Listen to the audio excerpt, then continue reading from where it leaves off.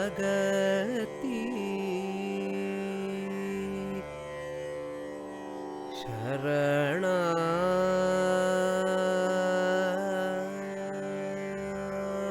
शरणागति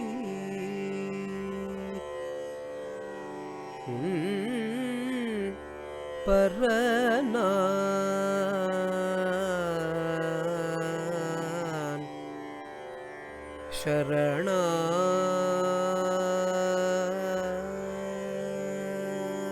शरणागति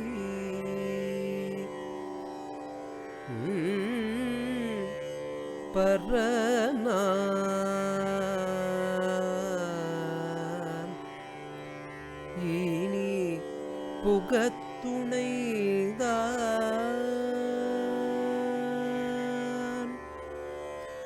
ஏது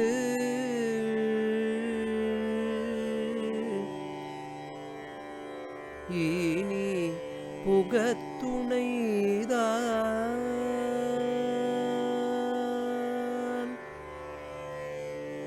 ஏது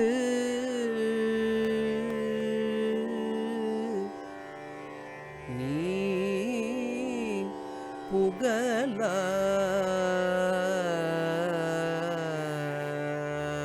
புகழாய்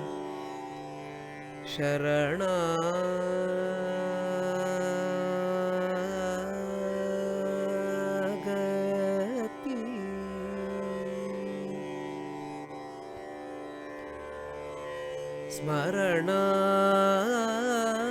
स्मरणागति पल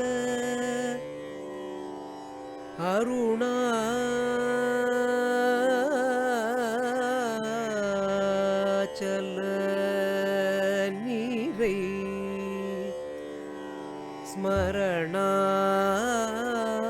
स्मरणागति पल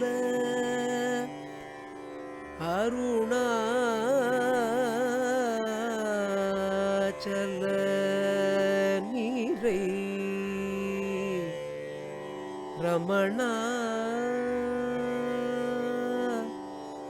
கருணா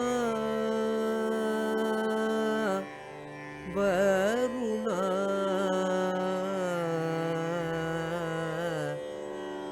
ரமணா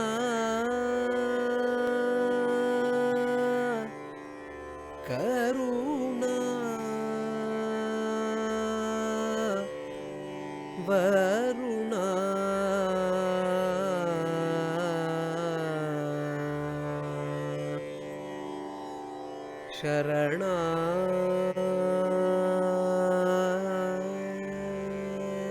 शरणागति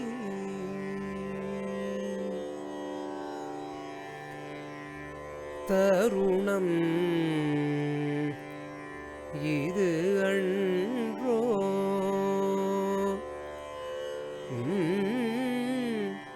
கருணை நோக்கவே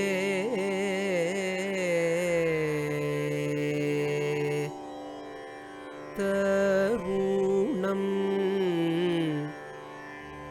இது அன்றோ உன் கருணை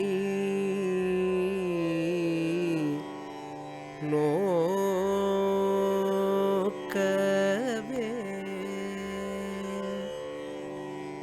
கால ஹரணமாக்கிடில் ஹா ஹா என் செய்வேன் கால ஹரணமாக்கிடில் ஹா ஹா என் செய்வேன் துன்பை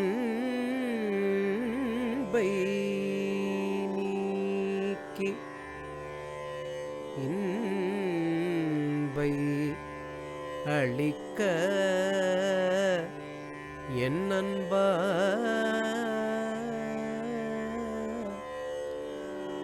உலகத் துன்பை நீக்கி இன்பை அளிக்க என் அன்பா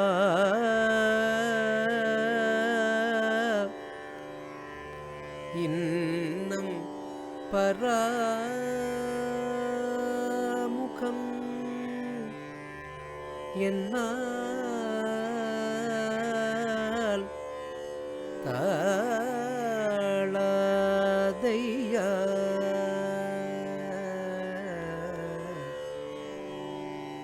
இன்னம் பராமுகம் என்னால் தாழாதையா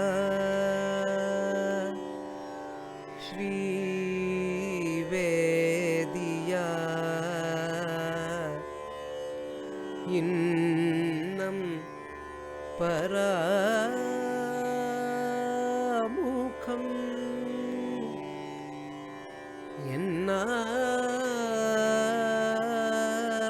என்னால்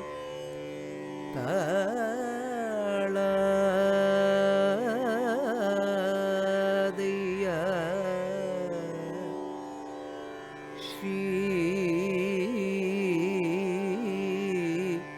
ரமணா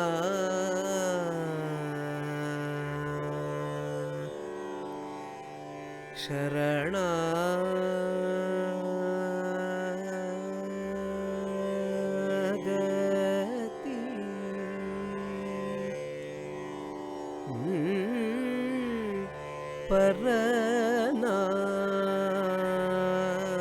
பரநான் இனி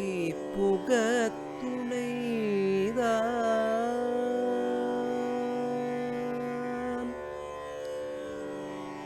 எது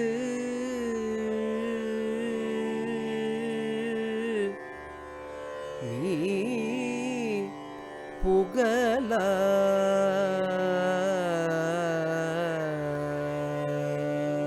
புகழாய்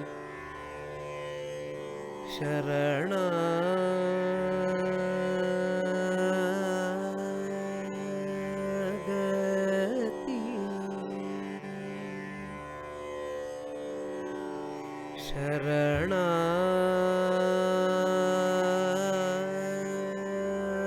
சரணாகதி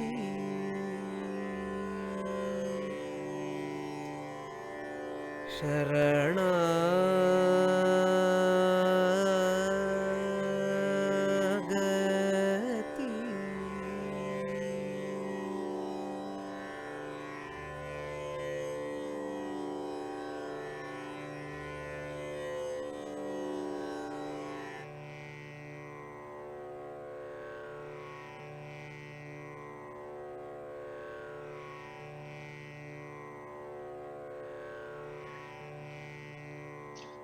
Namaskaram and welcome to the fifth and concluding episode of the Ramana Sudhamritam series.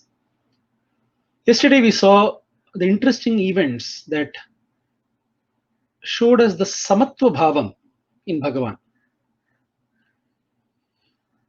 The Samatva Bhavam was also reflected when great dignitaries came in front of Bhagavan as well. See, our Samatva Bhavam typically fails in which places? Fails in places where somebody praises us too much, then it goes away. Or somebody insults us too much. Or if we are in the presence of some great dignitaries, then also our samatvam goes away. We treat them differently. But this you could never see in Bhagavan.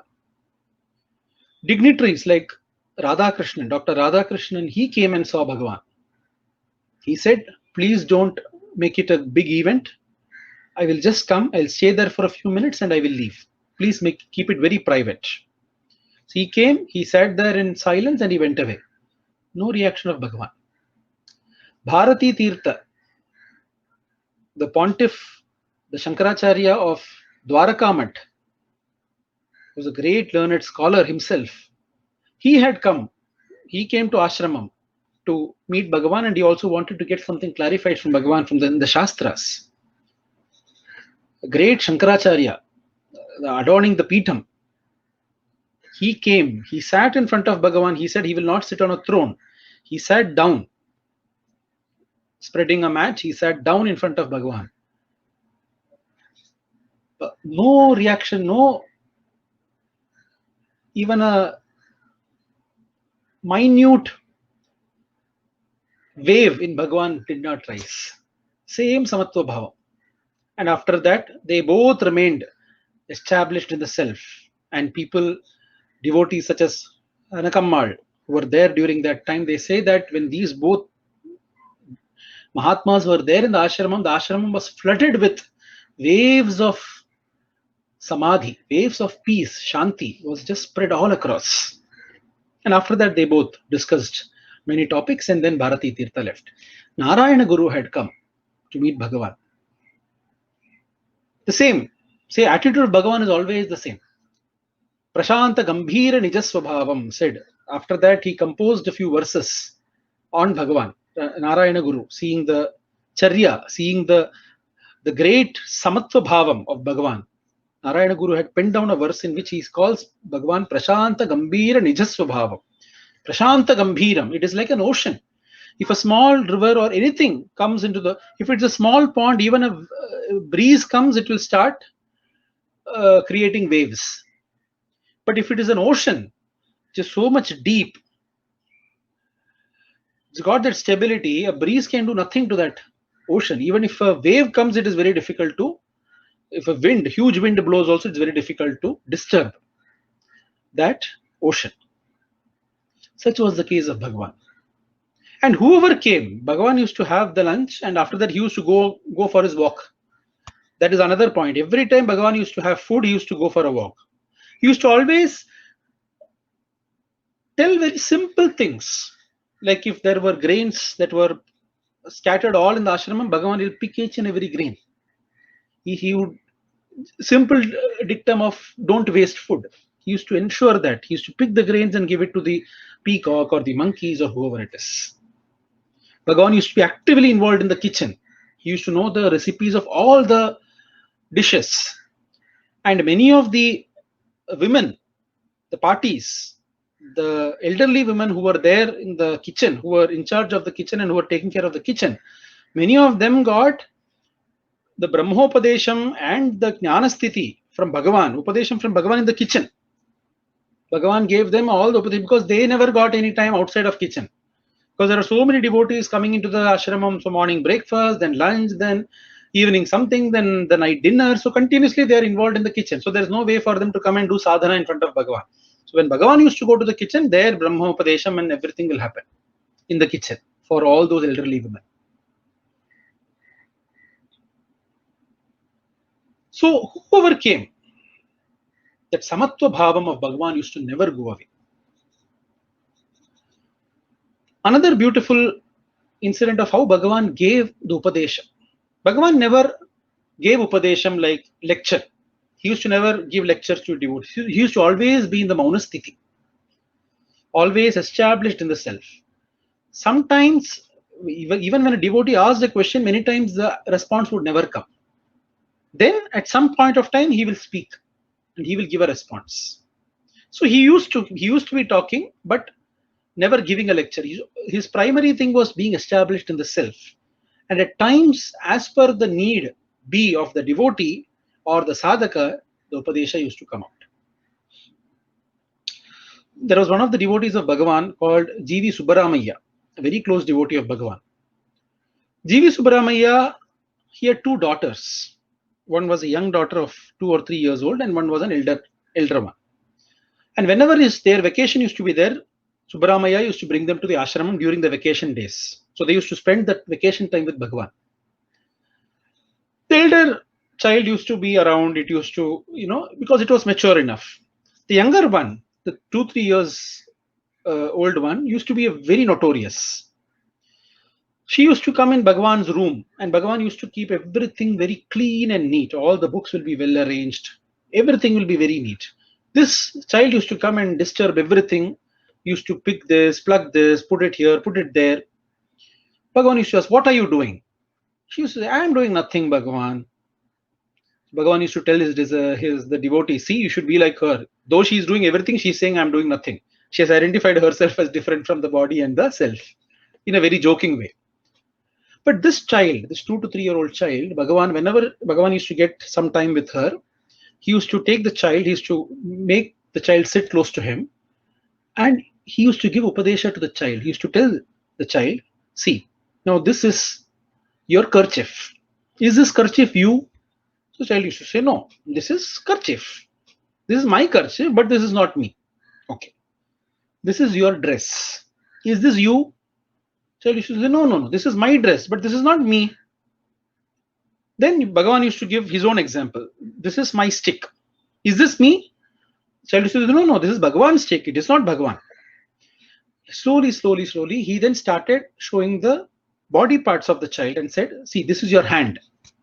Is this hand you?" Child used to say, "No. This is my hand." Slowly, Bhagavan started injecting the Atma Vidya. And slowly, slowly, he started reinforcing the child. He started giving Upadesham to the child that I am not the body. This body is mine, but I am not this. That vacation, they were there for a few days. Then they left. Before leaving, they were there for Bhagavan was about to go for his rounds. So G.V. Subramaya was carrying the younger one in his hand.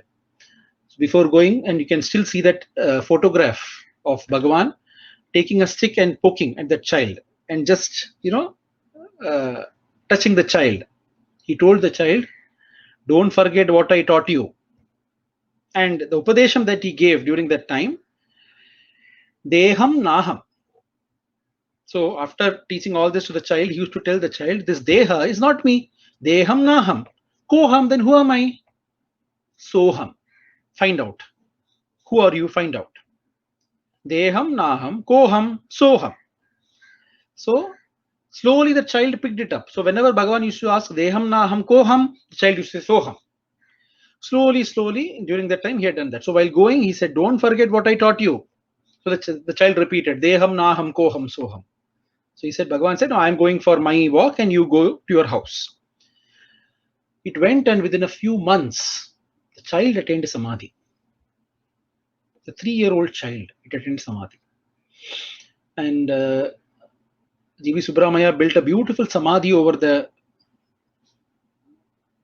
tomb over the Samadhi of the child, and there he wrote, "Deham Naham Koham Soham." So you can see that Atma Vidya doesn't need buddhi. It needs the acceptance, the innocence that was there in the child, and the acceptance of Bhagavan. That's all. Bhagavan says means it is right, and it is innocent. There is no buddhi or anything to. If it were told to us, Bhagavan has been telling this to us from so many years, and we have been reading this for so many decades, isn't it? Why haven't we still got established in the self, just like that child? Because we have lost the innocence, and we have brought in our buddhi, our mind, to start intellectualizing these things. So this is another beautiful episode in the life of one of the devotees of Bhagavan. There is another devotee of Bhagavan called Devaraja Mudaliyar. He used to be he used to speak with Bhagavan with authority, very, very close to Bhagavan, very personal with Bhagavan. So he used to ask Bhagavan so many questions. The other devotees used to later reminisce that in the Sannidhi of Bhagavan, we all felt we no words used to come to our mouth. That peace was so engulfing that we were forced to keep quiet. But somehow this Devaraja Mudaliyar, God knows how, he used to ask so many questions, just like a lawyer. So continuously used to keep asking questions. Bhagavan, you are saying this, who am I? What is this I? Is it this I or that I? From where this I come? Continuously, some or the other question he will always be asking. Sometimes Bhagavan used to answer, sometimes Bhagavan will not answer. One day, when some such discussion was going on, Bhagavan suddenly looked at him. Very strongly, intently, he looked at him. That the moment Guru Bhagavan looked at him, he closed his eyes and he got established in that self. And he was relishing, enjoying in that state of himself. And after a few minutes, when he regained consciousness, he asks Bhagavan, the person who asked so many questions in all possible terms and technical terms and this and that, the question he asked was to Bhagavan was, Bhagavan, idudana adu? Is this that? What is this and that? No. Is this that? The reply of Bhagavan was even more humorous. Adudan idu. That is only this. That is all it ended. A person who was so eloquent and asked so many questions, finally, to reconfirm his experience, is all he could ask. There is no name he could give to anything. Idudana adu. Is this that? Adudan idu. So, even the biggest of the intellectuals, they had to keep quiet. That is what happened to Paul Brunton. Paul Brunton, Search of Secret India, that's beautiful book, all of you must read it, where he goes and meets so many yogis across India, but he wants to meet a rishi, a jnani, a self-realized soul. He knows that Bharata had self-realized beings, but he is in search of such self-realized beings, but he's unable to find them. He finds great yogis and jnanis and Mahatmas, but not the self-realized being. And finally, he's shown the way. He comes to Kanchi Paramacharya, Mahaperiyava in Kanchipuram. There is where he is shown the path to come to Ramana Maharshi. Kanchi Mahaperiyava tells him that there are two people whom I know are in that state, who are constantly abiding in that state. One of them is in Kashi. It's very difficult to meet him, and he won't give any audience to foreigners. The other one is in Arunachala, and him people call as Maharshi. So him you can definitely go and meet. Kanchi Mahaperiyava had great reverence for Ramana Bhagavan, and so vice versa. Even the devotees have mentioned that Ramana Bhagavan also used to tell, like many devotees, you have this common practice, right? When you have one devotees of one Mahatma, you will constantly keep bitching about the other Mahatma. So when somebody was telling like this to Ramana Bhagavan, you know that Kanchi Paramacharya, how can somebody treat him as a jnani? He's constantly talking. He's talking about food. He's talking about what to wear. He's talking about how you should be very economical in your spending. So he's speaking all worldly matters. So how can you treat him as a jnani? Ramana Bhagavan said, no. Even if I were put in as a head of a matham, I would also behave like that. That means what? Ramana Bhagavan plus the matham, the Mathadikaram becomes Kanchi Mahaperiyava. And Kanchi Mahaperiyava minus the Mathadikaram becomes Ramana Bhagavan. So this was something that Ramana Bhagavan mentioned. So Paul Brunton, after searching all that, he comes to Bhagavan. And again, Kanchi Mahaperiyava had even predicted that he will go away and he will still keep searching. And then he will again come back to Ramana Bhagavan, finally. So this is what happened to Paul Brunton. He had returned questions after questions after questions. But the moment he came in front of Bhagavan, Bhagavan did not bother about the questions. He looked at the questioner. And the moment he looked at the questioner and he put the vision back to the questioner, all the questions vanished away. And that is what Paul Brunton says in his experiences. That all questions just vanished away. He did not know what to ask. There were no more questions. There were no more doubts to ask. That is all that is possible. See, there is no possibility of all your doubts getting clarified by the Mahatma or Jnani and then you attaining self-realization. Not possible, because the doubt or the question itself is a product of the mind. The mind itself is the culprit. So then what is the point in keeping the mind and attaining self-realization? So what does the Jnani do? The Jnani just stops, just makes the mind vanish away. So there is no more questions anymore. And this is what Dakshinamurti did. When Sanaka, Sanatana, Sanandana, Sanat Kumara, the Brahma Kumaras, when they came and sat in front of him, they also asked, and this was another episode, beautiful episode that we find in the life of Bhagavan.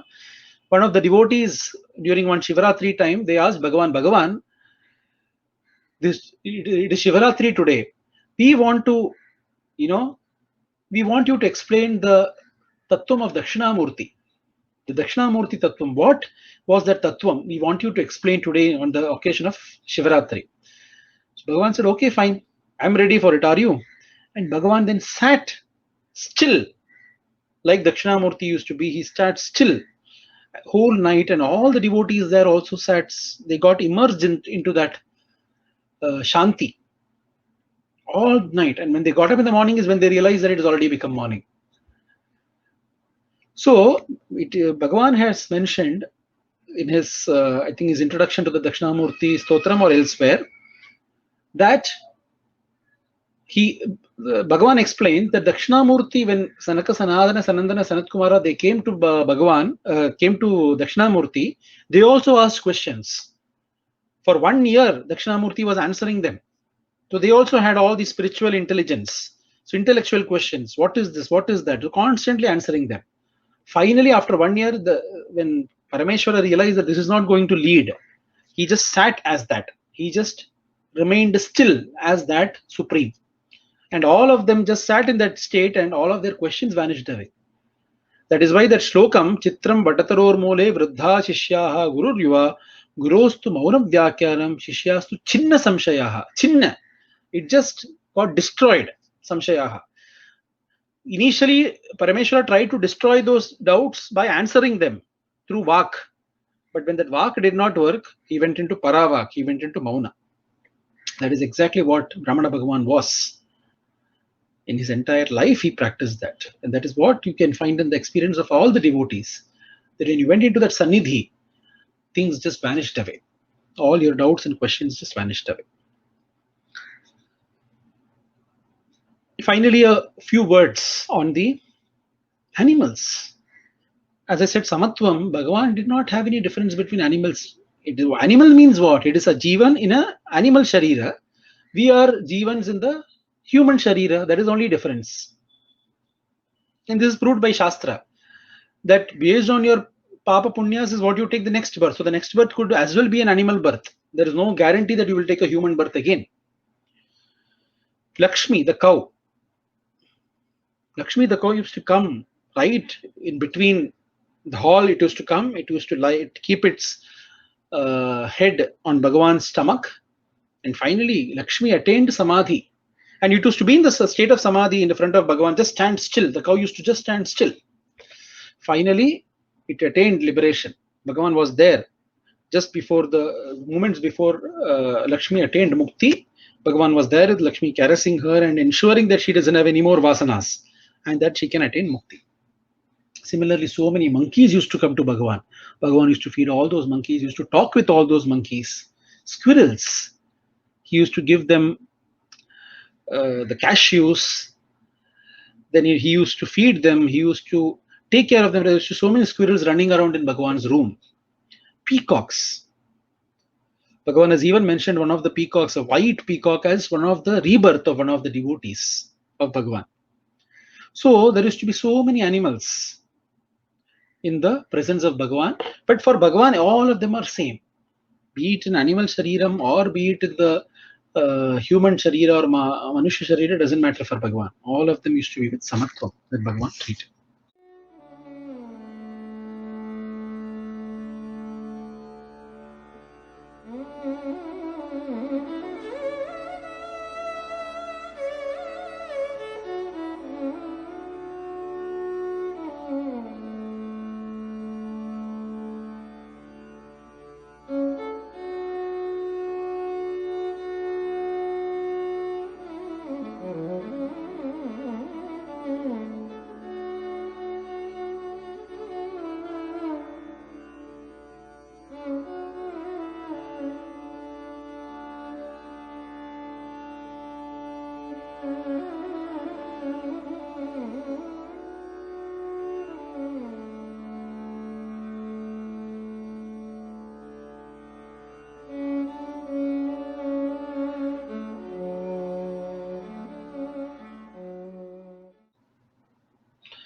And of course, we know of so many of the devotees of Bhagavan who such a large influx of jnanis is very rare to see.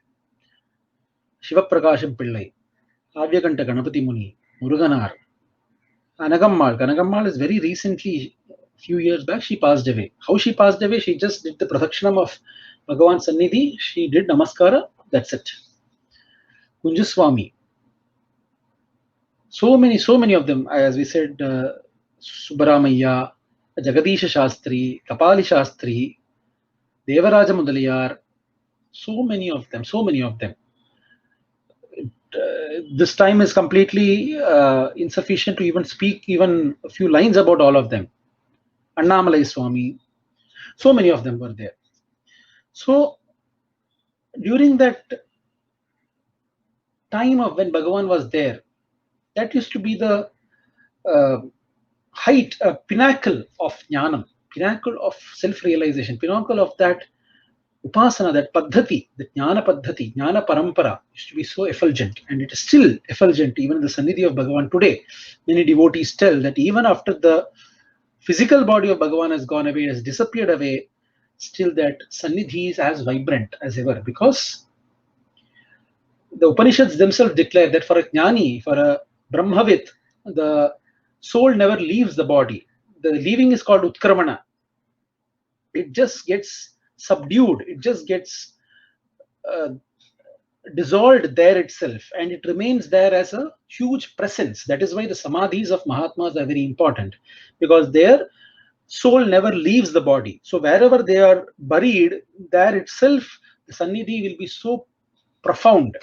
And that is why we visit the samadhi sthalams of jnanis and Mahatmas and realized souls. We have to visit their samadhi kshetrams, because their samadhis are as vibrant as they were when they were alive, even more vibrant, because when they were alive, they at least had the physical body as one of the obstacle, as a blockage. Now even the physical body is gone away, so their grace just abounds.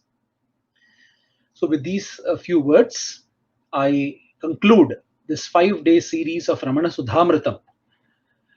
This was a way of doing Anusandhanam for myself also, so that my mind focuses back on Bhagavan, on the lotus feet of Bhagavan. I hope all of you enjoyed this. We shall come up with many more such sessions in the days to come. Do keep watching the events on Subhu's Corner. Until we meet with our next series, the next program. Namaskar.